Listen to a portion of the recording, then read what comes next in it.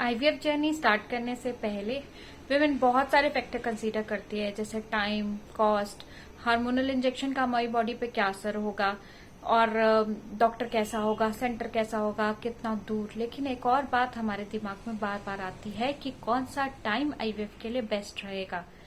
Due to biological clock और women की as के कारण हमें जैसे ही अपनी इनफर्टिलिटी का पता चलता है, जैसे हमारे टेस्ट में इनफर्टिलिटी की वजह आती है, तो हमें वैसे ही अपना ट्रीटमेंट स्टार्ट कर देना चाहिए। बट अगर टाइम अलाउ करता है तो आईवीएफ का भी एक बेस्ट टाइम होता है। तो ये मैं आपकी फर्टिलिटी सहेली आज आपको इस वीडियो में वही आईवीएफ के बेस्ट टाइम के बारे में कुछ इन्फॉर्मेशन देना चाहूंगी। ऑफ्टन ये हम सोचते हैं कि समर टाइम बहुत ही अनकंफर्टेबल है, स्वेटी है, स्पेशली इंडिया में, तो ये हमारे लिए अच्छा टाइम नहीं होगा। और विंटर कंफर्टेबल है तो आईवीएफ रिजल्ट इसमें बेटर होंगे। पर you will be surprise to know कि समर टाइम और स्प्रिंग टाइम ही हमारी आईवीएफ के लिए बेस्ट टाइम माना गया है। अब ये हमारे लिए बेस्ट टाइम क्यों माना गया है, इसके लिए क्या फैक्टर्स हो सकते हैं, तो आइए हम इस वीडियो में वही डिस्कस करेंगे। तो पहला फैक्टर होता है कि सनलाइट अबेंडेंस में होती है स्प्रिंग और समर टाइम में। अबेंडेंस में सनलाइट होने की वजह से हमारा विटामिन डी का लेवल इस टाइम पे अच्छा रहता है। विटामिन डी अगर एडिक्वेट है बॉडी में तो एग क्वालिटी आपकी अच्छी होगी। एग क्वालिटी अच्छी होगी तो आईवीएफ जर्नी के दौरान आपका एम्ब्रियो हेल्दियर फॉर्म होगा। एम्ब्रियो हेल्दर है तो आपका ऑब्वियसली आपका आईवीएफ का रिजल्ट बेटर ही होगा, क्योंकि इम्प्लांटेशन आपका बेटर रहेगा। सेकंड फैक्टर होता है मेल का स्पर्म इस टाइम पे भी बेटर फॉर्म होता है और उनके टेस्ट्रॉन बेटर परफॉर्म करते हैं। ये देखा गया है कि स्प्रिंग टाइम में और समर टाइम में स्पर्म क्वालिटी बेटर फॉर्म होती है, उसका टेस्ट्रॉन हार्मोन ज्यादा रिलीज होते हैं, जिसकी वजह से उनका लिबिडो बेटर रहता है। लिबिडो मतलब उनका डिजायर। समर टाइम पे और स्प्रिंग टाइम पे ये देखा गया है they are more active as compare to the winter time. Third है प्रोजेस्टेरॉन एंड एस्ट्रोजन हार्मोन्स। इस टाइम पे समर और स्प्रिंग सीजन में विटामिन डी की एडिक्वेट होने की वजह से हमारी बॉडी में ये हार्मोन प्रोजेस्टेरॉन एस्ट्रोजन हार्मोन हमारी बॉडी में प्रॉपर बनते हैं। अगर ये प्रॉपरली बनेंगे तो आपका मेंस्ट्रुअल साइकिल्स प्रॉपर रहेंगे। मेंस्ट्रुअल साइकिल प्रॉपर होंगे तो आपका ओव्यूलेशन ये कंट्रोल रहेगा, अच्छा रहेगा। तो इससे आपकी नेचुरल प्रेगनेंसी के चांसेस भी बढ़ जाते हैं। ये भी स्टडीज के थ्रू देखा गया है कि स्प्रिंग सीजन में आपका ब्रेन न्यूरॉन आपके न्यूरोट्रोफिन हार्मोन ज्यादा रिलीज करते हैं, जिससे बेटर एग क्वालिटी होती है और एग्स ज्यादा बनते हैं। अब थर्ड है हमारे मूड पे, हमारे डिप्रेशन पे भी सनलाइट का इफेक्ट होता है। विटामिन डी और सनलाइट हमारे मूड में भी बहुत ज्यादा कंट्रीब्यूट करते हैं।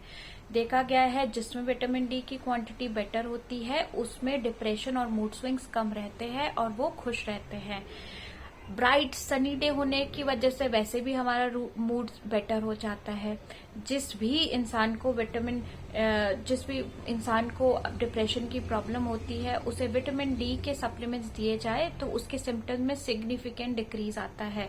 तो विटामिन डी आपके मूड के लिए भी बहुत जरूरी है। अब विटामिन डी आपके बच्चे के मदर की हेल्थ के लिए, फीटस की हेल्थ के लिए, आपके न्यू बॉर्न बेबी के लिए भी बहुत जरूरी है। आपने देखा है कि सुबह सुबह के टाइम पे पुराने जमाने के लोग अपने न्यू बॉर्न बेबी को धूप में रखते थे। ये प्रैक्टिस बहुत अच्छी है।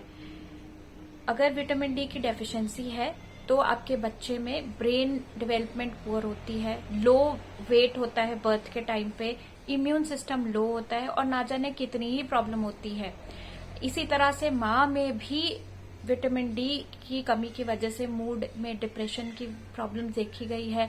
उनमें प्री इक्लिम्पसिया भी पाया गया है, मतलब आपके लीवर और किडनी की फंक्शनिंग में प्रॉब्लम आती है, जिसकी वजह से उनको स्वेलिंग वगैरह भी आती है। ये प्रेगनेंसी के 20th वीक में आपको प्रॉब्लम्स आने लगती है अगर आपके विटामिन डी की प्रॉब्लम है। इसी वजह से आपको जब आप प्रेग्नेंट होते हो या प्री नेटल के टाइम पे भी आपको विटामिन डी के सप्लीमेंट्स दिए जाते हैं ताकि आपकी मैटरनिटी हेल्थ और आपके बच्चे की हेल्थ प्रॉपर रहे। अब आपको पता है कि विटामिन डी हमारे फीटस के लिए, हमारे न्यूबॉर्न बेबी के लिए, हमारे लिए कितना जरूरी है, हमारी फर्टिलिटी हेल्थ के लिए कितना जरूरी है, हमारे ब्रेन के लिए कितना जरूरी है, एग क्वालिटी के लिए कितना जरूरी है। आज वर्ल्ड की 13% पॉपुलेशन को विटामिन डी की डेफिशिएंसी है। तो आइए मैं आपको बताती हूँ कि विटामिन डी आप कैसे पूरा कर सकते हो। तो एक तो आप अपनी डाइट से विटामिन डी पूरा कर सकते हो। डाइट में हो सके तो सी फूड्स लेना शुरू कर दीजिए। श्रिम्प्स और टूना फिश में विटामिन डी बहुत होता है। अगर आप वेजिटेरियन हो तो मशरूम, आपको पता है मशरूम ह्यूमन की तरह ही अपने विटामिन डी खुद बना सकता है व्हेन एक्सपोज टू द सन। सन के साथ एक्सपोजर में वो अपना विटामिन डी बनाता है, और अगर हम वो मशरूम्स खाएंगे तो हमें भी विटामिन डी अच्छा हो जाएगा। इसके अलावा एग का येलो पोर्शन, ये रोज लें, उसमें भी विटामिन डी होता है। काउ मिल्क, सोए, आलमंड, ऑरेंज जूस, ये भी अच्छे सोर्सेज है विटामिन डी के। अगर बहुत ही ज्यादा कमी है विटामिन डी के तो आई रिकमेंड कि आप सप्लीमेंट्स लीजिए। सप्लीमेंट दो तरह से आते हैं, D2 and D3। D2 plant sources से बने होते हैं और D3 एनिमल सोर्सेज से ऑब्स्ट्रक्टेड होते हैं। तो अगर आप वेजिटेरियन हो, वेगन हो, तो अपने सप्लीमेंट्स अकॉर्डिंगली चूज कर सकते हैं। सबसे अच्छा सोर्स क्या होता है विटामिन डी का? सबसे अच्छा सोर्स होता है सनलाइट।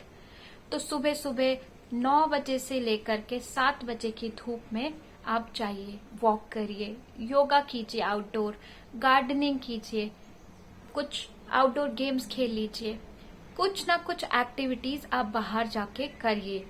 इसकी वजह से आपकी और आपके पार्टनर की भी ट्यूनिंग बेटर होगी, क्योंकि आप दोनों अच्छा टाइम स्पेंड करेंगे सुबह सुबह।